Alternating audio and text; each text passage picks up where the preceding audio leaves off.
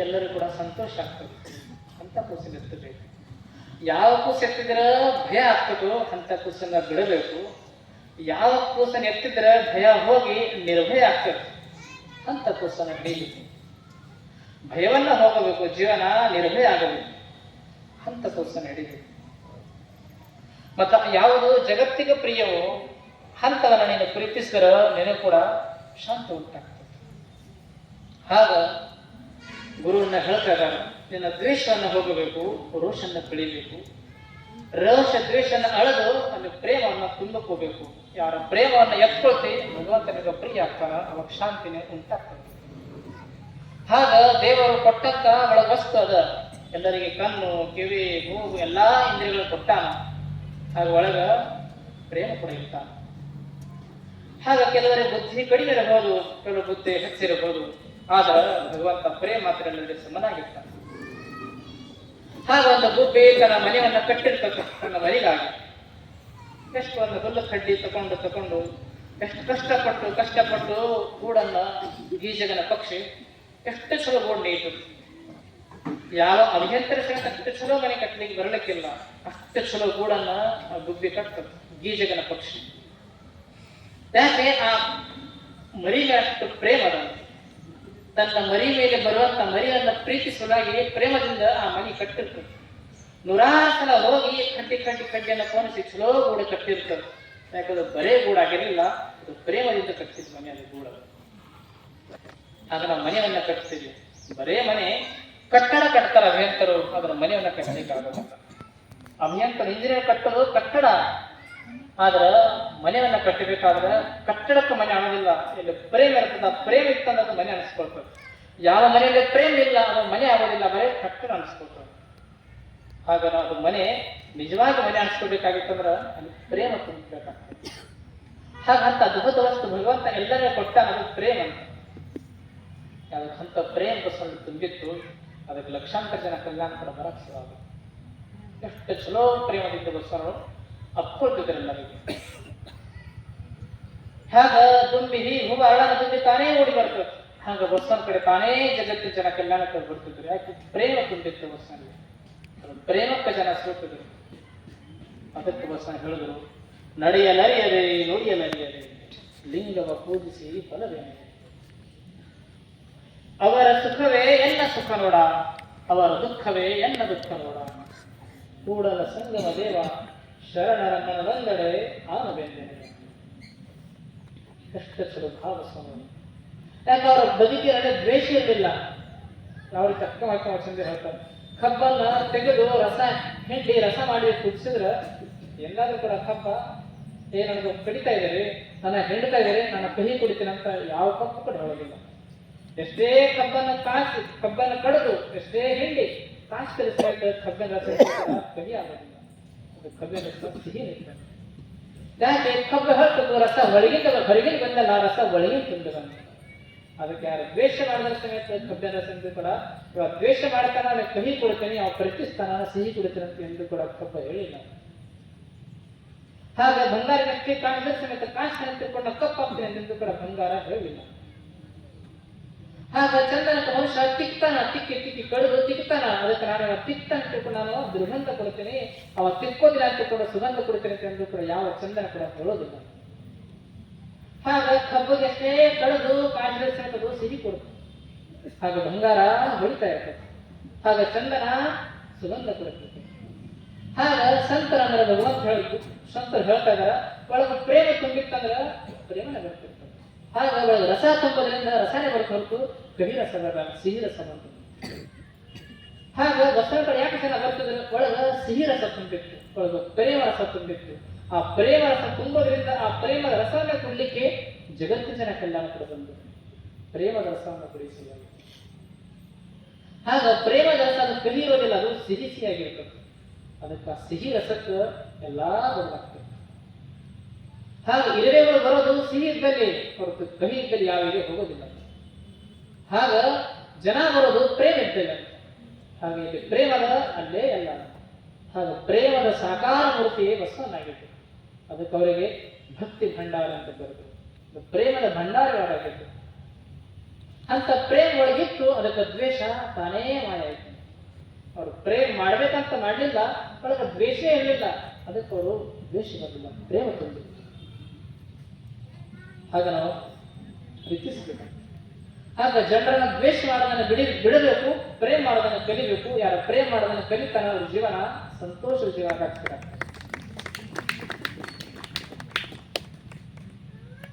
ಅದಕ್ಕಾಗಿ ಅಷ್ಟು ಪ್ರೇಮದ ಮಹತ್ವ ಅದಕ್ಕೆ ಜಗತ್ತಿನಲ್ಲಿ ಪ್ರೇಮಕ್ಕೆ ಬಹಳ ಮಹತ್ವ. ಆಗ ನಾವು ಜಗತ್ತಿನಲ್ಲಿ ಸುಂದರ ಮಕ್ಕಳು ಬದುಕಬೇಕಾಗಿತ್ತಂದ್ರೆ ಪ್ರೇಮ ಬಹಳ ಮುಖ್ಯ. ಲೌಕಿಕ ಜೀವನದಲ್ಲಿ ಪಾರಮಾರ್ಥಿಕ ಜೀವನದಲ್ಲಿ ಒಬ್ಬ ತಾಯಿ ಮಗನನ್ನು ಪ್ರೀತಿಸ್ತಾಳ, ಮಗು ತಾಯಿಯನ್ನು ಪ್ರೀತಿಸ್ತಾಳೆ. ಅದು ಪ್ರೇಮ. ತಾಯಿ ಮಗನನ್ನು ಪ್ರೀತಿ ಮಾಡ್ಬೇಕಂತ ಮಾಡೋದಿಲ್ಲ, ಪ್ರೇಮ ಒಳಗಿಂದ ಬಂದಿರ್ತದೆ, ಅದಕ್ಕೆ ಪ್ರೇಮ ಆಗ್ತಿರ್ತಾರೆ. ಅದಕ್ಕೆ ತಾಯಿ ಅಂತ ಬೇಕು. ಅದು ಹೊರಗಿಂದ ಬಂದಿದ್ದಲ್ಲ, ಅದು ಒಳಗಿಂದ ಬಂದಿರ್ತದೆ. ಹಾಗೆ ನಿಜವಾದ ಹೂವಿನೊಳಗೆ ಸುಗಂಧ ತುಂಬಿರ್ತದೆ, ಅದು ಹೊರಗಿಂದ ಹಾಕಿದಲ್ಲ. ಪ್ಲಾಸ್ಟಿಕ್ ಹೂವಿಗೆ ಸುಗಂಧ ಸೆಂಟ್ ಹೊರಗಿಂದ ಹಾಕಿರ್ತಾರೆ, ಒಂದ್ ತಾಸು 2 ತಾಸು ಅದನ್ನ ಸುಗಂಧ ಮರಿ ಹಾಕ್ತಾರೆ. ಆದ್ರೆ ನಿಜವಾದ ಹೂವಿನೆಲ್ಲ ಹೊರಗಿಂದ ಹಾಕೋದ್ರ ಒಳಗಿಂದ ಬರ್ತಿರ್ತದೆ. ಎಲ್ಲಿ ಒಳಗಿಂದ ಸುಗಂಧ ಇರೋದ್ರಿಂದ ದುಂಬಿ ತಾನೇ ಅಲ್ಲಿ ಬರ್ತಿರ್ತದೆ. ಅದು ಪ್ಲಾಸ್ಟಿಕ್ ಹೂವಿನಲ್ಲಿ ಹೊರಗಿಂದ ಹಾಕಿರ್ತಾರೆ, ಅಲ್ಲಿ ದುಂಬಿ ಬರೋದಿಲ್ಲ. ಒಳಗಿಂದ ಸುಗಂಧಿತ್ತು ದುಂಬಿ ತಾನೇ ಬರ್ತಿರ್ತದೆ. ಹಾಗೆ ಪ್ರೇಮ ಒಳಗಿಂದ ಬರಬೇಕು, ಅಲ್ಲಿ ಭಗವಂತ ತಾನೇ ಬರ್ತಿರ್ತಾನೆ. ಹಾಗೆ ಪ್ರೇಮ ಒಳಗೆ ತುಂಬಬೇಕು. ಮತ್ತ ಯಾವ 2 ವಸ್ತು ಒಂದೇ ಕಡೆ ಇರೋದಿಲ್ಲ. ಇಲ್ಲಿ ದ್ವೇಷ ಅದ, ಅಲ್ಲಿ ಪ್ರೇಮ ಇಲ್ಲ. ಇಲ್ಲಿ ಪ್ರೇಮ ಅದ, ಅಲ್ಲಿ ದ್ವೇಷ ಇರೋದಿಲ್ಲ. ಹಾಗೆ ಒಂದು ಇರಬೇಕು. ವಿಜ್ಞಾನ ಹೇಳ್ಬೇಕು, 2 ವಸ್ತು ಒಂದೇ ಕಡೆ ಇರೋದಿಲ್ಲ. ಒಂದು ಖಾಲಿ ಬಾಟ್ಲಿ ಅದ, ಒಳಗೆ ಗಾಳಿ ತುಂಬಿರ್ತದೆ. ಯಾವಾಗ ನೀರು ಹಾಕ್ತೀವಿ, ನೀರಾಗ ಮುಗಿಸ್ತೀವಿ, ಬುಡುಗುಡು ಶಬ್ದ ಬರ್ತದೆ. ಒಳಗಿನ ಗಾಳಿ ಹೊರಗೆ ಹೋಗ್ಬೇಕು, ನೀರು ಒಳಗೆ ಹೋಗ್ತದೆ. ಆಗ 2 ಒಂದೇ ಕಡೆ, ನೀರು ಗಾಳಿ ಹೊರಗಡೆ 2 ಒಂದೇ ಸೇರ್ತಾರೆ, ಸಾಧ್ಯ. ಆಗ ದ್ವೇಷ ಮಾಡ್ತೇನ್ರಿ, ಪ್ರೇಮ ಮಾಡ್ತೇನೆ ಅಂತ ಅದೇ ಅಂತ ಸಾಧ್ಯ. ಆಗ ಸಂತರಂದ್ರ ಬರೀ ಪ್ರೇಮ ಇರ್ತದೆ. ಆಗ ದ್ವೇಷ ಮಾಡ್ತಾ ಪ್ರೇಮ ಮಾಡ್ತಾನೆ ಅಂತ ಆಗುತ್ತೆ. ಯಾವುದಾದ್ರು ಒಂದು ಇರ್ತದೆ. ದ್ವೇಷ ಕಳ್ಕೋಬೇಕಾಗ್ತದೆ, ಪ್ರೇಮ ಪಡ್ಕೋಬೇಕಾಗ್ತದೆ. ಅವಾಗ ಜೀವನ ಸ್ವರ್ಗ ಆಗ್ತದೆ. 2ನೇ ಮಹಾಯುದ್ಧದಲ್ಲಿ ಒಂದು ಐತಿಹಾಸಿಕ ಘಟನೆ ನಡೆದೋಯ್ತು. ಅವಾಗ ಫ್ರಾನ್ಸ್ ದೇಶದಲ್ಲಿ ಒಬ್ಬಕ್ಕೆ ಹೆಣ್ಣುಮಗಳು, ಆಕೆ ಹೆಸರು ಐರಿನ್ ಅಂತ. ಆ ಹೆಣ್ಣುಮಗಳು ಒಬ್ಬಕ್ಕೆ ವೈದ್ಯನಾಗಿದ್ದಳು. ಬಹಳ ಚಲೋ ಜನರನ್ನ ಶಸ್ತ್ರಚಿಕಿತ್ಸೆ ಎಲ್ಲಾ ಚಿಕಿತ್ಸೆಯನ್ನು ಮಾಡ್ತಿದ್ದಳು. ಆಕೆ ಒಬ್ಬಕ್ಕೆ ಶಾಸಕರು ಕೂಡ ಮುಂದೆ ಆಗ್ತಾಳ ಆ ದೇಶದ. ಆಕೆಗೆ ಒಬ್ಬ ಮಗ ಇದ್ದ. ಅಷ್ಟೇ ಸ್ಫುರದೋಕೆ, ಅಷ್ಟೇ ಜಾಣನಾಗಿದ್ದ.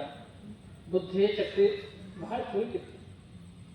ಅಂತ ಜಾಣನಾದ ಮಗ ಅಷ್ಟು ಮಗನನ್ನ ಆಕೆ ಪ್ರೀತಿಸ್ತಿದ್ದಳು. ಆದ್ರೆ 2ನೇ ಮಹಾಯುದ್ಧದಲ್ಲಿ ಆಕೆ ಮಗ ತೀರ್ಕೊತ. 2ನೇ ಮಹಾಯುದ್ಧದಲ್ಲಿ ಆ ಜರ್ಮನ್ ಕೈಯಾಗಿ ಸಿಕ್ಕಿ ಅಂತ ಮಗ ಕೊಲ್ಲಲು ಪಡ್ತಾನೆ. ಮಗ ನಡೆಸಿಟ್ಟು ಪ್ರೇಮ ಇತ್ತು, ಆದ್ರೆ ಮಗ ಆ ಜರ್ಮನ್ ಕೈಯಾಗಿ ಸಿಕ್ಕಿ ಸತ್ತ ಮೇಲೆ ಆಕೆ ಬಹಳ ಆಘಾತ ಇತ್ತು. ಆಕೆ ಪ್ರಾರ್ಥನೆ ಮಾಡ್ತಾಳ, ಈ ಭೂಮಂಡದ ಮೇಲೆ ಜರ್ಮನ್ನ ಇರಬಾರದು. ಅಷ್ಟಲ್ಲ, ಜರ್ಮನ ದೇಶವೇ ಇರಬಾರದು, ಜರ್ಮನ ದೇಶದ ಪ್ರಜೆಗಳೇ ಇರಬಾರದು. ಅಷ್ಟು ಜ್ಞಾನ ಪ್ರತಿಜ್ಞೆ ಮಾಡ್ತಾನೆ. ಆಕೆ ಮುಂದೆ ಬೆಳೆದು ಇಡೀ ಆ ಫ್ರಾನ್ಸ್ ದೇಶದ ಮಹಿಳಾ ಸಂಘಕ್ಕೆ ಅಧ್ಯಕ್ಷ ಆಗ್ತಾಳೆ. ಆದ್ರೆ ಎಲ್ಲಾ ಕಡೆ ಆಕೆ ಭಾಷಣ ಮಾಡೋದು ಅಷ್ಟು ಪ್ರಭಾವಿ ಭಾಷಣ ಇತ್ತು. ಭಾಷಣಕ್ಕೆ ಬಂದ ಒಂದೇ ಅವನು ಹೇಳ್ತಿದ್ರು, ಇಡೀ ದೇಶವನ್ನ ಜರ್ಮನ್ ದೇಶವನ್ನು ಮುಗಿಸ್ಬೇಕು, ಜರ್ಮನ್ರನ್ನ ಈ ಜಗತ್ತಲ್ಲಿ ಇರಬಾರದು ಅಂತ ಆಕೆ ಒಂದೇ ಹೇಳ್ತಿದ್ರು. ಅಷ್ಟು ಪ್ರತಿಜ್ಞೆ ಮಾಡೋದು. ಯಾಕೆ ಅವರ ಬಗ್ಗೆ ಅಷ್ಟು ದೃಷ್ಟಿ ಇತ್ತು. ಯಾಕೆ 1000 ಜನ ಸತ್ತರು, ಅದರ ಬಗ್ಗೆ ಬಹಳ ಇರಲಿಲ್ಲ. ಅದರ ತನ್ನ ಮಗ ಸತ್ತ ಬಹಳ ಆಘಾತ. ನನ್ನ ಮಗನನ್ನ ಸಾಯಿಸಿದವರು ಜರ್ಮನ್ ಅದಾರ, ಅವರು ಇರಬಾರದು ಅಂತ. ಆದರೆ ಯುದ್ಧ 2ನೇ ಮಹಾಯುದ್ಧ ಮುಗಿತು. 2ನೇ ಮಹಾಯುದ್ಧ ಮುಗಿದ ಮೇಲೆ ಎಲ್ಲಾ ಐರೋಪ್ಯ ಖಂಡದ ಎಲ್ಲಾ ದೇಶಗಳು ಸೇರಿ ಒಂದು ವಿಚಾರ ಮಾಡಿದರು, ಯುದ್ಧ ಯಾರಿಗೂ ಕೂಡ ಒಳ್ಳೆಯದಲ್ಲ, ನಾವು ಶಾಂತಿಯಿಂದ ಬದುಕೋಣ. ಅದಕ್ಕೆ ಶಾಂತಿ ಸಭೆಯನ್ನು ಏರ್ಪಡಿಸಿದರು. ಆಸ್ಟ್ರಿಯಾ, ಜರ್ಮನ್, ಫ್ರಾನ್ಸ್, ಆ ಭಾಗದಲ್ಲಿರುವಂಥ ಎಲ್ಲಾ ಸುತ್ತಮುತ್ತ ಎಲ್ಲಾ ದೇಶಗಳನ್ನ ಸೇರಿ ಯುರೋಪ ದೇಶದಲ್ಲಿ ಅದೊಂದು ಶಾಂತಿ ಸಭೆ ಕರೆದರು. ನಾವು ಯುದ್ಧ ಒಳ್ಳೆಯದಲ್ಲ, ಶಾಂತಿಯಿಂದ ಬದುಕೋಣ ಅಂತ. ನಾವು ಮೈತ್ರಿ ಭಾವದಿಂದ ಬಾಳೋಣ ಅಂತ ತಿಳ್ಕೊಂಡು ಸಭೆಯನ್ನ ಕರೆದರು. ಆ ಸಭೆಗೆ ಫ್ರಾನ್ಸ್ ದೇಶದ ವತಿಯಿಂದ ಹೆಣ್ಮಗಳನ್ನು ಕಳಿಸಿದರು ಐರನಿಗೆ. ನಮ್ಮ ದೇಶದ ಪರವಾಗಿ ತಾವೇ ಹೋಗಬೇಕು, ತಾವು ಹೋಗಿ ಶಾಂತಿ ಸೇವೆಯಲ್ಲಿ ಭಾಗಿಯಾಗಬೇಕು. ಅಷ್ಟು ಬೆಳೆದಿದ್ದು ಎಲ್ಲಾ ದೇಶಕ್ಕಾಗಿ ಫ್ರೀ ಆಗಿದ್ದು, ಅಷ್ಟು ದೇಶದ ಇಡೀ ದೇಶದ ಮಹಿಳಾ ಸಂಘಕ್ಕೆ ಮುಖ್ಯಸ್ಥರಾಗಿ ಹಾಕಿದ್ರು. ಆಕೆ ಆಗಿದ್ದು ಆಕೆ ಮೇಲೆ ಕಳಿಸಿದರು. ಶಾಂತಿ ಸಭೆ ನಡೀತಾ ಇದೆ. ಆ ಸಭಾಗೃಹದಲ್ಲಿ ಆಕೆ ಹೋಗ್ತಾಳ. ಸಭಾಗೃಹದಲ್ಲಿ ಹೋಗಿ ಅಲ್ಲಿ ಹಿಂಗೆ ಕೂಡ್ಬೇಕಂತಾಳ. ಆಕೆಯಲ್ಲಿ ಕುರ್ಚಿ ಹಾಕಿದಲ್ಲ, ಆ ಕುರ್ಚಿನ ಮುಂದಿನ ಕುರ್ಚಿಯಲ್ಲೇ ಜರ್ಮನ್ ಕೂತಿದ್ರು. ಜರ್ಮನ ನೋಡೋಣ ಇಷ್ಟು ಸಿಟ್ಟು ಬಂತು, ಭಯ ಆಗ್ತಾ ಭಯ ಶುರು ಮಾಡಿದ್ರು. ಆಕೆ ಗೊತ್ತಿರಲಿಲ್ಲ ಇದು ಶಾಂತಿ ಸಭೆ ಅಂದ್ರೆ ಜರ್ಮನ ಬಿಟ್ಟು ಶಾಂತಿ ಸಭೆ ಅಂತ ತಿಳ್ಕೊಂಡಿದ್ರು. ಆದ್ರೆ ಶಾಂತಿ ಸಭೆ ಅಂದ್ರೆ ಎಲ್ಲಾ ದೇಶಗಳು ಯುದ್ಧ ಮಾಡಿದ್ರೆ ಯಾರದ ಅಂತ ಜನರು ಕೂಡ ಇರ್ತಾರಂತ ಅನಿಸಲಿಲ್ಲ. ಅವಾಗ ಆಕೆ ಸೇವಕ್ಕೆ ಹಾಕಿದ್ದಿರುವಂತ ಹೆಣ್ಮಗಳು ಹೇಳ್ತಾರ, ನಾವು ಬಂದಿದ್ದು ಶಾಂತಿ ಸಭೆಗೆ. ಹಾಗ ದ್ವೇಷ ಮಾಡೋದಲ್ಲ, ನಾವು ಪ್ರೇಮದಿಂದ ಬದುಕಬೇಕಂತಿದ್ದು ಈ ಸಭೆಗೆ ಬಂದಿದ್ದು. ಇಷ್ಟು ದ್ವೇಷ ಮಾಡಿದ್ರೆ ಹೆಂಗ ಸಭೆ ಶಾಂತಿ ಸಭೆ ಅನ್ಸ್ಕೊಳ್ತು.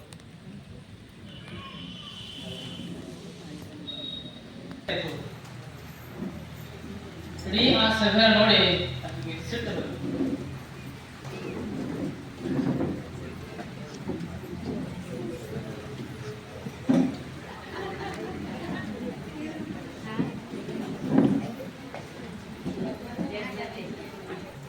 ಅಂತ ಎರಡನೇ ಮಹಾಯುದ್ಧದಲ್ಲಿ ಐರನಿಯ ಮಗ ಅವಾಗ ಜರ್ಮನಿಯಿಂದ ಕೊಲ್ಲಲ್ಪಡ್ತಾನ. ಅವಾಗ ಆಕೆ ಸಂಕಲ್ಪ ಮಾಡ್ತಾಳ, ಪ್ರತಿಜ್ಞೆ ಮಾಡ್ತಾಳ, ಜರ್ಮನನ್ನ ಈ ದೇಶದಲ್ಲಿ ಜಗತ್ತು ಇರಬಾರದು. ಮತ್ತೆ ಯುದ್ಧ ಮುಗಿದ ನಂತರ ಎಲ್ಲಾ ಯುರೋಪ್ ಖಂಡದ ಎಲ್ಲಾ ದೇಶಗಳು ಸೇರಿ ಶಾಂತಿ ಸಭೆ ಮಾಡೋಣ. ಯುದ್ಧ ಯಾರಿಗೂ ಕೂಡ ಒಳ್ಳೆಯದಲ್ಲ, ನಾವು ಪ್ರೇಮದಿಂದ ಬದುಕ ಅಂತ ತಿಳ್ಕೊಂಡು ಶಾಂತಿ ಸಭೆನ ಕರೀತಾರೆ. ಅಂತ ಶಾಂತಿ ಸಭೆಗೆ ಫ್ರಾನ್ಸ್ ದೇಶದ ವತಿಯಿಂದ 5 ರೀತಿ ಕಳಿಸ್ತಾರೆ. ಇಡೀ ಸಭೆ ತುಂಬಿದ ಎಲ್ಲಾ ದೇಶದ ಪ್ರತಿನಿಧಿಗಳು ಬಂದು, ರಾಷ್ಟ್ರಾಧ್ಯಕ್ಷರು ಬಂದು ಸಭೆಯಲ್ಲಿ ಭಾಗಿಯಾಗಿದ್ದಾರೆ. ಯಾವಾಗ ಆಕೆ ತನ್ನ ಕುರ್ಚಿ ಮೇಲೆ ಕೂಡಬೇಕಂತ ಹೋಗ್ತಾಳ, ಮುಂದೆ ನೋಡ್ತಾರೆ ಜರ್ಮನ್. ಆ ಜರ್ಮನನ್ನ ನೋಡೋಣ ಈಗ ಸಿಟ್ಟು ಬಂತು. ಇಷ್ಟು ಸಿಟ್ಟು ಬಂದಿಕ್ಕಿ ಸಿಟ್ಟು ತೆರಿಗೆ ಕೊನೆಗೆ ಭಯ ಶುರು ಮಾಡ್ತಾಳ. ಅವಾಗ ಆಕಿ ಜೊತೆ ಇರುವಂತ ಆ ಹೆಣ್ಮಗಳು ಐರನ್ ಜೊತೆ ಬಂದಂತ ಹೆಣ್ಮಗಳು ಇದು ಶಾಂತಿ ಸಭೆ ಅಲ್ಲ, ಇದು ದ್ವೇಷದ ಸಭೆ ಅಲ್ಲ, ಶಾಂತಿ ಸಭೆ ಇರೋದ್ರಿಂದ ನಾವಿಲ್ಲಿ ಬಂದು ಈಗ ಬೈಯೋದು ಸುಖ. ಅದಕ್ಕೆ ಸಿಟ್ಟಿನಿಂದ ಸಭೆಯಿಂದ ಹೊರಗೆ ಹೋಗಿ ನೇರವಾಗಿ ತನ್ನ ಕೊನೆಗೆ ಹೋಗಿ ಆಕೆಗೆ ಸಿಟ್ಟು ಕರ್ಕೊಳ್ಳೋದು. ಊಟ ಮಾಡಲಿಲ್ಲ, ಇಡೀ ದಿವಸ ಆಕಿ ಆ ಸಿಟ್ಟಿನಾಗಿತ್ತು. 2ನೇ ದಿವಸ ಹೋಯ್ತು. 2ನೇ ದಿವಸ ಆಕೆ ಸಿಟ್ಟು ಇಳಿದಿಲ್ಲ. 3ನೇ ದಿವಸಕ್ಕೆ ಆಕೆ ಯೋಚನೆ ಮಾಡ್ತಾಳೆ. ಆಮೇಲೆ ಆಕೆ ಸಿಟ್ಟನ್ನ ಇಳಿದು ಸಭೆಗೆ ಬರ್ತಾಳೆ. ಸಭೆಗೆ ಬಂದ ತಕ್ಷಣ ಆಕೆ ಒಂದು ಮಾತನ್ನ ಹೇಳಿದ್ರು. ಸಭೆಗೆ ಒಂದು ಮಾತು ಹೇಳಿದರು, ನಾನು ಮೊಟ್ಟ ಮೊದಲಾಗಿ ಜರ್ಮನನ್ನ ಕ್ಷಮೆ ಕೇಳ್ತೀನಿ. ನಾನು ಶಾಂತಿ ಸಭೆಗೆ ಬಂದಿದ್ದು ಆದರೆ ನನ್ನ ಮಗ ಒಬ್ಬ ಮಗ ಅಂತ ತಿಳ್ಕೊಂಡು ಇಡೀ ಜರ್ಮನ ದೇಶದ ಯಾವಾರಂತ ನಾನು ಪ್ರತಿಜ್ಞೆ ಮಾಡಿದ್ದೆ. ಜರ್ಮನ ಜಗತ್ತ ಯಾವಾರಂತ ನಾನು ಪ್ರತಿಜ್ಞೆ ಮಾಡಿದ್ದೆ. ಅದನ್ನ ಮಾಡಿದ ಪ್ರತಿಜ್ಞೆ ತಪ್ಪದ. ಈಗ ದ್ವೇಷದಿಂದ ಜಗತ್ತನ್ನ ಗೆಲ್ಲಕ್ಕಾಗೋದಿಲ್ಲ. ಜಗತ್ತನ್ನ ಗೆಲ್ಲಬೇಕಾದ್ರೆ ನಾವು ಪ್ರೀತಿಯಿಂದ ಬದುಕಬೇಕು, ಅದರ ದ್ವೇಷ ಹೋಗಬೇಕು. ಅದಕ್ಕೆ ನಾನು ಜರ್ಮನ್ನ ದ್ವೇಷ ಮಾಡಿದ ತಪ್ಪದ. ನಾನು ವೈದ್ಯ ಭಾಗದಿಂದ ಬದುಕಾನ. ಅದಕ್ಕೆ ನನ್ನ ತಪ್ಪಿಗೆ ನಾವು ಕ್ಷಮಿಸಬೇಕಂತ ಕೇಳಿ ಇಡೀ ಆಕೆ ಮಾತಿಗೆ ಇಡೀ ಎಲ್ಲ ಸಭೆ ಚಪ್ಪಾಳೆ ತಟ್ಟು ಕೊಂಡಾಡ. ಆಮೇಲೆ ಆಕೆಗೆ ತನ್ನ ಜರ್ಮನ ಕರ್ಕೊಂಡು ಹೋಗ್ತಾರೆ. ಜರ್ಮನ ದೇಶದ ಎಲ್ಲಾ ರಾಜ್ಯಗಳ ಬೇರೆ ಬೇರೆ ಬೇರೆ ಭಾಗಗಳಲ್ಲಿ ಆಕೆ ಸಭೆ ನೀಡ್ತಾರೆ. ಎಲ್ಲಾ ಸಭೆಯನ್ನು ಉದ್ದೇಶಿಸಿ ಆಕೆ ಭಾಷೆ ಮಾಡಕ್ಕೆ ಶುರು ಮಾಡ್ತಾರೆ. ಆಕೆ ಹೇಳ್ತಾಳೆ, ನಾನು ಜರ್ಮನ್ನ ಪ್ರೀತಿಸ್ತೇನೆ. ಇವತ್ತು ಜರ್ಮನು ಫ್ರಾನ್ಸನ್ನ ಪ್ರೀತಿಸಬೇಕು. ನಾನು ಸಹ ಜರ್ಮನ ಶತ್ರು ಆಗಿರಬಾರದು, ಈ ಜಗತ್ತಿನ ಮಿತ್ರ ಆಗಿರ್ಬೇಕಂತ ಆಕೆ ಭಾಷೆ ಮಾಡಿದ. ಆಕೆ ಭಾಷೆ ಪರಿಣಾಮದಿಂದ ಇಡೀ ದೇಶಗಳು ಬಂದಾಗ ಆಮೇಲೆ ಜರ್ಮನ್ ಸಮೇತ ಫ್ರಾನ್ಸನ್ನ ಪ್ರೀತಿ ಮಾಡಕ್ಕೆ ಶುರು ಮಾಡಿದ್ರು. ಫ್ರಾನ್ಸ್ ಜನ ಕೂಡ ಜರ್ಮನ್ ಪ್ರೀತಿ ಮಾಡಕ್ಕೆ ಶುರು ಮಾಡಿದ್ರು. ದ್ವೇಷದ ಹೋಯ್ತು, ಅಲ್ಲಿ ಪ್ರೇಮ. ಆಗ ಒಬ್ಬಕ್ಕೆ ಹೆಣಗಳು ದ್ವೇಷನ ತುಂಬಿಕೊಂಡಿದ್ರು. ದ್ವೇಷ ಹೋಯಿತು. ಯಾವಾಗ ದ್ವೇಷ ಇತ್ತು ಇಲ್ಲಿ ದೇಶ ಜ್ಞಾನ ಆಗ್ತದೆ. ಹಾಗೆ ಸಭೆಯಿಂದ ಜರ್ಮನ ಬಗ್ಗೆ ಎಲ್ಲಾ ದೇಶದ ಫ್ರಾನ್ಸ್ ದೇಶದ ಜನರಿಗೆ ಕಿತ್ತು ಆ ಜರ್ಮನ ಮುಗಿಸ್ಬೇಕು. ಮಾತಿನ ಶಕ್ತಿ. ಯಾವಾಗ ಅದೇ ಹೆಣ್ಣುಗಳ ಐರನಿ ನಾವು ಜರ್ಮನ್ನ ಪ್ರೀತಿಸ್ತೇವೆ, ಜರ್ಮನ್ನ ಮುಗಿಸೋದಲ್ಲ, ಮುಗಿಸಿದ ಯಾರಿಗೆ ಸಾಧ್ಯ. ಆ ಮಾತಿನಿಂದ ಮತ್ತೆ ಜನರಲ್ಲಿ ಪ್ರೇಮ ಉಂಟಾಗ್ತದೆ. ಆಗ ನಮ್ಮ ಬದುಕಿನಲ್ಲಿ ದ್ವೇಷ ಮುಖಬಾರದು, ಪ್ರೇಮ. ಆಗ ಸಾಮಾನ್ಯ ಜನರಲ್ಲಿ ಹೊರಗಿಂದ ಪ್ರೇಮ ಇದ್ದರು, ಅದರ ಸಂತರಲ್ಲಿ ಬಸವನಲ್ಲಿ ಹೊರಗಿದ ಬಂದಾಗ ಅದು ಒಳಗಿದ ಪ್ರೇಮ. ಆಗ ಸಾಮಾನ್ಯರಿಗೆ ಸಂತರಿಗೆ ಇದೇ ವ್ಯತ್ಯಾಸ. ಬಸವನಿಗೆ ಯಾಕೆ ಜನಕ್ಕೆ ಬದುಕು ಯಾಕೆ ಪ್ರೇಮ ಹೊರಗಿನ ಬಂದಾಗ ಅದು ಒಳಗಿನ ಪ್ರೇಮ ತುಂಬಿತ್ತು. ಅದಕ್ಕೆ ಸಂತರು ಅಮಂಗಲ ಹೇಳ್ತಾರೆ, अमहा सुखद से संतांचे पायी संतते अक्षय दयेचे आगर कृपेचे सागर मायेचे अपार राहतात. दयेचे आगर प्रेमाचे सागर ಹಾಗ ಪ್ರೇಮದ ಸಾಗರ ಅಲ್ವರಾಗಿದೆ. ಹಾಗೆ ಹೊರಗಿಂದ ಪ್ರೇಮ ಎಂದರಲ್ಲ, ಒಳಗಿಂದ ಪ್ರೇಮ. ಹಾಗ ಜಗತ್ತಿನಲ್ಲಿ ಬದುಕಬೇಕಾದ್ರೆ ಪ್ರೇಮದಿಂದ ಬದುಕಬೇಕಂತ. ಆಗ ಸಂತರು ಶರಣರು ಪ್ರೇಮವನ್ನು ತುಂಬಿಕೊಂಡು ಅದಕ್ಕೆ ಸಂತ ಯಾರಿಗೆ ಅಂತೀವಿ, ಯಾರೆಲ್ಲ ಪ್ರೇಮದವರ ಸಂತ ಅಂತೀವಿ. ಹಾಗೆ ಜಗತ್ತನ್ನು ಗೆಲ್ಲಬೇಕಾದ್ರೆ, ಜಗತ್ತನ್ನ ನೆಮ್ಮದಿ ಬದುಕಬೇಕಾದ್ರೆ ಒಂದೇ ಒಂದು ಜಗತ್ತನ್ನ ಪ್ರೀತಿ ಮಾಡೋದನ್ನ ಪ್ರೇಮ ಮಾಡೋದನ್ನ ಕಲಿಬೇಕು. ಹಾಗೆ ಒಬ್ಬ ವೈದ್ಯ ರೋಗಿನ ಪ್ರೀತಿಸಬೇಕು, ರೋಗಿ ವೈದ್ಯರನ್ನು ಪ್ರೀತಿಸಬೇಕು. ಯಾವಾಗ ವೈದ್ಯ ರೋಗಿನ ಪ್ರೀತಿ ಮಾಡಕ್ಕೆ ಶುರು ಮಾಡ್ತಾನ, ಆ ರೋಗಿ ಆ ವೈದ್ಯರನ್ನು ಪ್ರೀತಿ ಮಾಡ್ತಾನ, ಪರಿಣಾಮ ಏನಾಗ್ತದೆ ಅಂದ್ರೆ ಆ ವೈದ್ಯ ಕೊಟ್ಟಂತ ಗುಳಿಗೆ ಅವನ ರೋಗವನ್ನು ಗುಣಮುಖ ಮಾಡ್ತಾರೆ. ಹಾಗ ಅವನ ಕಾಯಿಲೆ ಹೋಗಬೇಕಾಗಿತ್ತಂದ್ರೆ ಒಂದು ವೈದ್ಯ ರೋಗಿನ ಪ್ರೀತಿ ಮಾಡೋದನ್ನ ಕಲಿಬೇಕಾಗ್ತದೆ. ಹಾಗ ಒಬ್ಬ ವ್ಯಾಪಾರಿ ಗಿರಾಕಿನ ಪ್ರೀತಿ ಮಾಡಬೇಕಾಗ್ತದೆ, ಒಬ್ಬ ಗಿರಾಕಿ ವ್ಯಾಪಾರನ ಪ್ರೀತಿ ಮಾಡ್ತಾನೆ. ಯಾವಾಗ ಗಿರಾಕಿ ವ್ಯಾಪಾರಿನ ಪ್ರೀತಿ ಮಾಡಕ್ಕೆ ಶುರು ಮಾಡ್ತಾನ, ಆ ವ್ಯಾಪಾರ ಕೊಟ್ಟಂತ ವಸ್ತುವಿನ ಅವನ ಪ್ರೇಮ ಉಂಟಾಗ್ತದೆ. ಹಾಗ ಪರಸ್ಪರ ಪ್ರೇಮ ಇತ್ತಂದ್ರೆ ವ್ಯವಹಾರ ಚಲೋ, ವ್ಯಾಪಾರಿ ಗಿರಾಕಿ ಪ್ರೇಮ ಇತ್ತಂದ್ರ ವ್ಯಾಪಾರ ಚಲೋ, ರೋಗಿ ವೈದ್ಯರ ಪ್ರೇಮ ಇತ್ತಂದ್ರ ಆಸ್ಪತ್ರೆ ಚಲೋ. ಹಾಗ ಶಿಕ್ಷಕ ವಿದ್ಯಾರ್ಥಿನ ಪ್ರೀತಿಸಬೇಕಾಗ್ತದೆ, ಅವಾಗ ವಿದ್ಯಾರ್ಥಿ ಶಿಕ್ಷಕನ ಪ್ರೀತಿಸ್ತಾನೆ. ವಿದ್ಯಾರ್ಥಿ ಶಿಕ್ಷಕನ ಪ್ರೀತಿ ಮಾಡ್ತಾನ, ಅವಾಗ ಶಿಕ್ಷಕರು ಕೊಟ್ಟಂತ ಶಿಕ್ಷಣ ಆ ವಿದ್ಯಾರ್ಥಿ ಮನಸ್ಸಿನ ಮೂಡುತ್ತದೆ. ಅವಾಗ ವಿದ್ಯಾರ್ಥಿಗೆ ಶಿಕ್ಷಣಕ್ಕೆ ಅಭಿರುಚಿ. ಹಾಗ ವಿದ್ಯಾರ್ಥಿ ಆಗ್ಬೇಕಾದ್ರೆ ಶಿಕ್ಷಕರ ಮೇಲೆ ಪ್ರೀತಿ ಹುಟ್ಟಬೇಕಾಗ್ತದೆ. ಆ ಶಿಕ್ಷಣದಿಂದ ವಂಚಿತ ಆಗ್ಬೇಕು, ಶಾಲೆ ಬೇಡ, ಅವಕಾಶ ಬೇಡ, ಈ ಪಾಠ ಅಂದ್ರೆ ಭಯ ಆಗ್ತದೆ ಅನ್ನುವಂತ ಭಾವ ಹೋಗ್ಬೇಕಾಗಿತ್ತಂದ್ರೆ ಶಿಕ್ಷಕ ವಿದ್ಯಾರ್ಥಿಗಳ ಪ್ರೇಮ ಮಾಡೋದು ಕಲಿಬೇಕಾಗ್ತದೆ. ಹಾಗ ಪ್ರತಿಯೊಂದು ಜಗತ್ತಲ್ಲಿ ಪ್ರೇಮ ಮಾಡೋದು. ಹಾಗ ಭಕ್ತ ಭಗವಂತನ ಪ್ರೀತಿಸ್ತಾನೆ. ಹಾಗ ಜಗತ್ತಂದ್ರೆ ಪ್ರೇಮದ ತುಂಬ ಯಾವುದೇ ಕ್ಷೇತ್ರದಲ್ಲಿ ಹೋಗ್ಬೇಕು, ಪ್ರೇಮದ ಅಲ್ಲಿ ಶಾಂತ, ಪ್ರೇಮ ಇಲ್ಲ ಅಶಾಂತ. ಹಾಗ ಬಸವಣ್ಣ ಹೇಳ್ತಾರೆ, ಯಾಕೆ ಕಲ್ಯಾಣ ಜನ ಯಾಕೆ ಬರ್ತಿದ್ರು, ಬಸವಣ್ಣ ಪ್ರೇಮ ಹೇಳ್ತಾರೆ, ಅವರ ಸುಖವೇ ಎನ್ನ ಸುಖ ನೋಡ, ಅವರ ದುಃಖವೇ ಎನ್ನ ದುಃಖ ನೋಡ. ಇನ್ನೊಬ್ಬರ ಸುಖ ತನ್ನ ಸುಖ ಅಂತ ಭಾವಿಸಿದ್ರು, ಇನ್ನೊಬ್ಬರ ದುಃಖ ತನ್ನ ದುಃಖ ಅಂತ ಭಾವಿಸಿದ್ರು. ಅದಕ್ಕೆ ನಾನು ಶಾಂತ ಜನ. ಹಾಗ ದ್ವೇಷ ಮಾಡಿದರೂ ನಾವು ಪ್ರೇಮ ಮಾಡೋದನ್ನು ಕಲಿಬೇಕು, ಅವಾಗ ನಮ್ಮ ಜೀವನ ಸಾರ್ಥಕ. ಪ್ರೇಮ ಮಾಡಿದನ್ನು ಪ್ರೇಮ ಮಾಡೋದಲ್ಲ, ಯಾರು ದ್ವೇಷ ಮಾಡಿದಿರ್ತಾರೆ ಅವರನ್ನು ನಾವು ಪ್ರೀತಿಸಬೇಕು. ಹಾಗೆ ಸಂತರಂದ್ರೆ ಗೊತ್ತಾರಲ್ಲ, ಯಾರು ಸಂತೋಷ ಬದುಕ್ತಾರ, ಯಾರು ಬರೇ ಸಂತೋಷ ಅದ ಅವರು ಸಂತೋಷ. ಶರಣ ಅಂದ್ರೆ ಏನು, ಯಾರು ಶಾಂತಿ ಅದ ಅವರೇ ಶರಣ. ಹಾಗ ಗುರುಗಳ ಕಡೆ ಸಂತರ ಕಡೆ ನಾವು ಯಾಕೆ ಹೋಗ್ತೇವೆ, ಅವರಲ್ಲಿ ಪ್ರೇಮ ಇರ್ತಾರೆ, ಅವರಲ್ಲಿ ದ್ವೇಷ ಬರೀ. ಹಾಗ ಅಪ್ಪನ ಯಾಕೆ ಪ್ರೀತಿಸ್ತೇವೆ, ಯಾಕೆ ಅಪ್ಪನು ಪ್ರೇಮ ಮಾಡಿದ್ರೆ ಪ್ರೇಮ ಅಲ್ಲ, ದ್ವೇಷ ಮಾಡ್ತಾರೆ ಪ್ರೇಮ ಮಾಡುವಂತ ಸ್ವಭಾವ ಹೆಚ್ಚಾಗ್ತದೆ. ಮಹಾರಾಷ್ಟ್ರದಲ್ಲಿ ಅಪ್ಪರು ಈ ಬಸವತತ್ವವನ್ನ ಎಲ್ಲಾ ಕಡೆ ಪ್ರಚಾರ ಆಗುತ್ತಂತ ಇಚ್ಛೆ. ಬರೇ ಅದ್ಭುತ ಸಾಮರ್ಥ್ಯದ ಇಂಥ ಅದ್ಭುತ ಸಾಮರ್ಥ್ಯವನ್ನ, ಈ ವಚನವನ್ನ, ಶರಣರನ್ನ ಇಲ್ಲಿ ಯಾವಾಗ ಈ ಸುಗಂಧವನ್ನ ಎಲ್ಲಾ ಕಡೆ ಹಬ್ಬಬೇಕು ಅಂತ ಗಾಳಿಯನ್ನು ಮಾಡುವುದು, ನನ್ನ ಮಲ್ಲಿಗೆ ಹೂವ ಸುಗಂಧವನ್ನ ಇಲ್ಲಿ ಯಾವಾಗ ಈ ಸುಗಂಧವನ್ನ ನಾಡಿನದ್ದಕ್ಕೆ ಹರಡಬೇಕಂತ ಗಾಳಿ ಸಂಕಲ್ಪ. ಅದಕ್ಕೆ ಹುಲಿ ಹೇಳ್ತು, ನಿನ್ನ ಸುಗಂಧ ನನಗೆ ಕೊಡು, ಈ ಸುಗಂಧವನ್ನ ಎಲ್ಲಾ ಕಡೆ ಹಬ್ಬಿಸ್ತಾನೆ. ಹಾಗ ಆ ಗಾಳಿ ಈ ಹೂವಿನ ಸುಗಂಧವನ್ನ ಎಲ್ಲಾ ಕಡೆ ಹಬ್ಬಿಸಕ್ಕೆ ಶುರು ಮಾಡಿತು. ಆದರೆ ಕೆಲವು ಆ ಗಾಳಿ ಹಾಕಬೇಕಾದ್ರೆ ಕೆಲವು ಅಡೆತಡೆಗಳು ಇರ್ತಾವೆ. ಯಾವ ಅಡೆತಡೆಗಳು ಲೆಕ್ಕಿಸದೆ ಗಾಳಿ ಅಂತಲ್ಲ ಅಂದ್ರೆ ಸುಗಂಧದ ಆ ಹೂವಿನ ಸುಗಂಧವನ್ನು ಎಲ್ಲ ಕಡೆ ಹೌಸುದನ್ನು ಕರ್ತದೆ. ಹಾಗ ಗಾಳಿ ಯಾವುದಕ್ಕೆ ಲೆಕ್ಕಿಸದೆ ಸುಗಂಧ ಬೀಸುವುದನ್ನೇ ನನ್ನ ಕರ್ತೇನೆ ಅನ್ನೋ ಭವಿಷ್ಯ. ಹಾಗ ಈ ಬಸವತತ್ವಂತ ಸುಗಂಧವನ್ನ ಎಲ್ಲಾ ಕಡೆ ಹಾಕೋಬೇಕಂತ ಗಾಳಿ ಹಾಗೆ ಪೂಜಾರಿಗಳು ಸಂಕಲ್ಪ ಮಾಡ್ಕೊಳ್ತದೆ. ಆದ್ರೆ ಆ ಗಾಳಿಗೆ ಬೆಟ್ಟಗಳು ಅಡ್ಡ ಬರ್ತಾವ, ದೊಡ್ಡ ದೊಡ್ಡ ಗುಡ್ಡಗಳು ಅಡ್ಡ ಬರ್ತಾವ. ಎಷ್ಟೇ ಬೆಟ್ಟಗಳು ಗುಡ್ಡಗಳು ಅಡ್ಡ ಬಂದರೆ ಸಮೇತ ಗಾಳಿ ಅದನ್ನ ದಾಟಿ ಒಂದು ಹೋಗ್ತದೆ. ಹಾಗ ಅಪ್ಪರು ಸಮೇತ ಬಸವತತ್ವದ ಸುಗಂಧವನ್ನು ತಗೊಂಡು ಮಹಾರಾಷ್ಟ್ರಕ್ಕೆ ಹೋಗಿ ಸಾಮಾನ್ಯ ಬೆಟ್ಟದಂತ ಬೆಟ್ಟಗಳ ಅಡ್ಡ ಬಂದರು.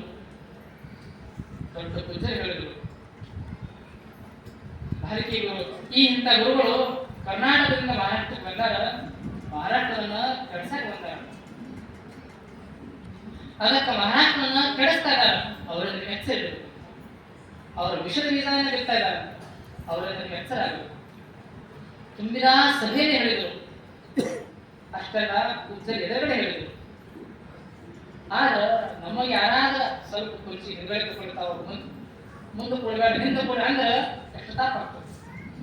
ಬರೀ ಮುಂದೆ ಕೂಡ ಹಿಂದೆ ಕೂಡ ಅಂದ್ರೆ ತಾಪ ಆಗ್ತದೆ, ನಮ್ಮ ಮೊದಲ ಆಗ್ತದೆ. ಆಗ ಅಂತ ಸಭೆಯಲ್ಲಿ ಗುರುಗಳಿದ್ರೆ ಇಂಥ ಗುರುಗಳು ವಿಷಾಣ ಬಿಸ್ಲಕ್ಕೆ ಬಂದಾರ ಅಂತ ಅವರು ಎದುರುಗಡೆ ಹೇಳುವಾಗ ಈ ಸಭೆ ಸಾವಿರಾರು ಜನ ಅಷ್ಟೇ ನಗುಮುಖ, ಒಂದು ಕ್ಷಣ ಮುಖ ಮಾಡಲಿಲ್ಲ. ವಿಶೇಷ ಯಾಕೆ ಅವಳು ಪ್ರೇಮ ತುಂಬಬೇಕು. ಅದೇ ಬೇರೆ ಆದ್ರೆ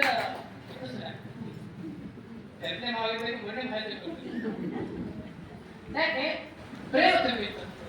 ಅದು ಪ್ರೇಮ ಯಾಕೆ ಕಬ್ಬಿನಲ್ಲಿ ರಸ ಹೊರಗಿನ ಹಾಕಿದಲ್ಲ ಹೊರಗಿನ ರಸ. ಹಾಗ ಅಪ್ಪಲ್ಲಿ ಪ್ರೇಮ ಒಳಗಿತ್ತು, ಹೊರಗಿನ ಬಂದಾಗ ಒಳಗಿತ್ತು. ಹಾಗಾಗಿ ಅಪ್ಪರು ಪ್ರೇಮ ಜನ ವಿಚಾರ ಮಾಡೋದು ಅಪ್ಪರೇ ಭಾಷಣ ಮಾಡ್ತಾರೆ. ಅಪ್ಪರು ಪ್ರೇಮದ ಮಾತನಾಡುದು. ಇಂಥ ಪೂಜ್ಯರು ನಾವು ಸಿಕ್ಕಿದ್ದು ಸುದೈವ ಆಗ್ತೀವಿ. ಅದೇ ಸಭೆ ಈ ಮಹಾರಾಷ್ಟ್ರ ಬದಲಾಗಬೇಕಾಗಿದ್ದಾಗ ಮಹಾರಾಷ್ಟ್ರನ ಭಕ್ತಿ ಮಹಾರಾಷ್ಟ್ರ ಆಗಬೇಕಾದ ಇಂಥ ಗುರುಗಳು ಸಿಕ್ಕಿದ್ದು ಸುದೈವ. ಇಂಥ ಗುರುಗಳು ಅದಾರಂತೆಕೊಂಡು ಮಹಾರಾಷ್ಟ್ರ ಭಕ್ತಿಯಿಂದ ಉಳಿತು. ಅದಕ್ಕೆ ಇಂಥ ಗುರುಗಳು ಬಂದಿದ್ದು, ಇಂಥ ಸಭೆ ಬಂದಿದ್ದಾಗ ಸುದೈವ. ಅವರು ಆಡಿದ ಮಾತುಗಳು ಮಂತ್ರಗಳು, ಅವರು ಆಡಿದ ಮಾತುಗಳು ನಾವು ವಚನ ಅಂತ ಭಾವಿಸ್ತೀನಿ ಅಂತ ಹೇಳಿದರು. ಈ ಮಾತುಗಳ ಒಳಗ ಅವರ ಪ್ರೇಮಿಸಿ ನಾನು ಅವರನ್ನ ದ್ವೇಷ ಮಾಡಿದೆ, ಆಗ ಅವರನ್ನು ಪ್ರೇಮ ಮಾಡ್ತಾ ಇದ್ದಾರೆ. ಆಗ ನನಗೆ ಅವ್ರಿಗೆ ಎಷ್ಟು ವ್ಯತ್ಯಾಸ ಅಂತ ಅರ್ಥಾಗ್ತದೆ. ಪರಿಣಾಮ ಏನಂದ್ರೆ ಅಂತ ಪೂಜರೆ ಅಪ್ಪರೆ ಹೋಗಿ ತಾವು ನಮ್ಮ ಮಠಕ್ಕೆ ಬರಬೇಕು, ನಮ್ಮ ಪೂಜರ ಡಾಕ್ಟರ್ ಸ್ವಲ್ಪ ಬರಬೇಕು. ಅವರಿಗೆ ನಂಬಕ್ಕಾಗ್ತಾ ಇಲ್ಲ.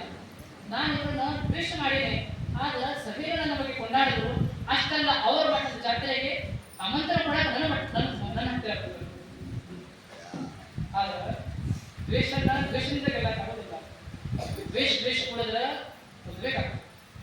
ಆದ್ರೆ ಪ್ರೇಮ ತಂದ್ರೆ ದ್ವೇಷ ಬೆಕ್ಕದ ಕತ್ತಲೆಯಲ್ಲಿ ಬೇಗ ದೀಪ ಬಂತು, ಕತ್ತಲೆ ಹೋದ್ರು. ಆಗ ಅಪ್ಪರ ಪ್ರೇಮಕ್ಕೆ ಅವ್ರ ದ್ವೇಷ ಸೋಲ್ತು. ಅವ್ರು ಬಂದರು. ಇಲ್ಲಿವರೆಗೆ ಬಸವನ ಧರ್ಮಕ್ಕೂ ನನ್ನಲಾಗುವಂತ ಪೂಜ್ಯರು ಯಾವಾಗ ಅಪ್ಪರ ಪ್ರೇಮಕ್ಕೆ ಸೋತರು, ಅವ್ರು ಹೇಳಿದ್ರು, ನಾನು ಇಷ್ಟು ದಿವಸ ಹೇಳ್ತಾ ಇದ್ದೆ ಬಸವನ ಧರ್ಮಗ್ರಂಥ, ಈ ಮುಂದೆ ನಾನು ಹೇಳ್ತೇನೆ ಬಸವನವರೇ ಧರ್ಮಗುರು, ಬಸವನವೇ ಧರ್ಮಗುರು. ಪ್ರೇಮ ಮಾಡಿದ ಪವಾಡ. ಇಂಥ ಪೂಜ್ಯರು ಸಹಜವಾಗಿ ಒಂದು ದಿವಸ ಮಹಾರಾಷ್ಟ್ರದಲ್ಲಿ ಹೊಕ್ಕನ ಅಂತ ಊರದ ಜಲ್ಕೋಟ್ ತಾಲೂಕಿನಲ್ಲಿ ಅಲ್ಲಿ ಒಂದು ಶಿವರಾಮ ಸಪ್ತಾಹದ ಬೆಳ್ಳಿ ಹಬ್ಬ 20 ವರ್ಷಗಳಾಗಿತ್ತು. ಅಂತ ಸಭೆಗೆ ಅಪ್ಪನ ಅವರು ಬಂದಿದ್ರು. ಇಡೀ ಆ ಊರದ ಅರ್ಧ ಜನ ಅಪ್ಪರು ಭಕ್ತರು. ಅಂತ ಮಹಾರಾಷ್ಟ್ರದ ಪೂಜ್ಯರದು ನಾಳೆ ಕಾರ್ಯಕ್ರಮ, ಅಪ್ಪರು ಇವತ್ತ ಕಾರ್ಯಕ್ರಮ. ಯಾವಾಗ ಅಪ್ಪರು ಇವತ್ತು ಹೋದ್ರು, ಅವ್ರು ನಾಳೆ ಬರುವಂತ ಗುರುಗಳು ಹೇಳಿದ್ರು, ಹಕ್ಕಿ ಸೇವೆ ಯಾವತ್ತು ಬರ್ತಾ ಇದ್ದಾರೆ, ಇವತ್ತೇ ಬರ್ತಾರೆ. ಹಾಗಾದ್ರೆ ನಾಳೆ ಬರೋದಿಲ್ಲ, ಇವತ್ತೇ ಬರ್ತದೆ. ಯಾವಾಗ ಅಪ್ಪರು ಹೋಗಿದ್ರು, ಅವ್ರ ಕಾರ್ಯಕ್ರಮ ನಾಳೆ ಇತ್ತು, ಅಪ್ಪರ ಕಾರ್ಯಕ್ರಮ ಇವತ್ತಿತ್ತು. ಅವ್ರ ಅಪ್ಪ ನೋಡಿದ್ರು, ಅವ್ರ 108 ವಯಸ್ಸ ಅಂತ ಸಮೇತ ಬಂದ ಸಮೇತ ಅವ್ರು ಬಂದ್ರು. ಅಪ್ಪ ನೋಡೋಣ, ಅವ್ರು ಏನು ಕೈ ಹಿಡ್ಕೊಂಡು ಹೋಗಿದ್ರಲ್ಲ, ಬೆಳಗ್ಗೆ ಅಷ್ಟು ಆಗ್ತಿಲ್ಲ, ಎಲ್ಲನ್ನ ಸರಿಸಿ ಅಪ್ಪನ ಬಿಟ್ಟರು.